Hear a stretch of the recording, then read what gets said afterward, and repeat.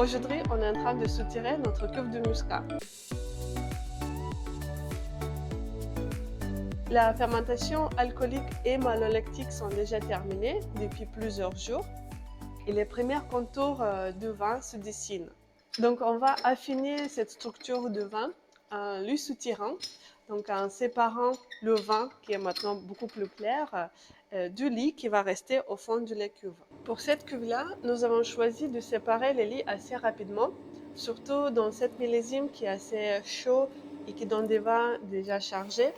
Et là, on cherche vraiment un profil plus aérien et plus léger. Mais d'autres millésimes, comme par exemple l'année dernière, qui était beaucoup plus frais, ou d'autres cépages comme le Picardon, ont choisi de garder les lits fines, les bâtonner pendant plusieurs semaines, donc remettre en suspension pour apporter plus de corps au vin.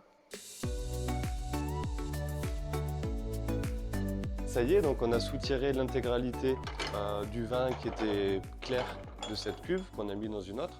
Et donc là, au fond, on a le matelas de lit, donc lit LIE, pas LIT, qui reste et qui est déposé. On effectue le soutirage maintenant parce que la semaine dernière, c'était la pleine lune. Donc là, ça fait plusieurs jours qu'on est en phase décroissante de la lune.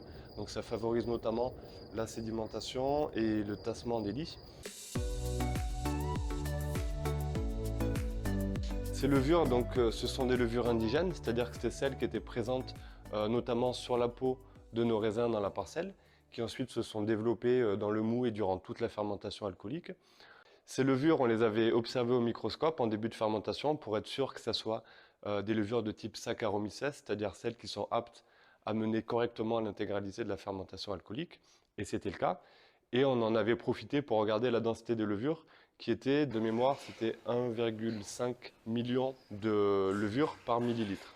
Donc, si on s'amuse à calculer à peu près sur cette cuve qui faisait 25 hectolitres, ça veut dire que durant la fermentation, il y a eu environ 35 000 milliards de levures qui ont travaillé pour transformer le sucre en alcool. C'est un bon exemple pour illustrer le fait que le vin, c'est vraiment un travail collectif.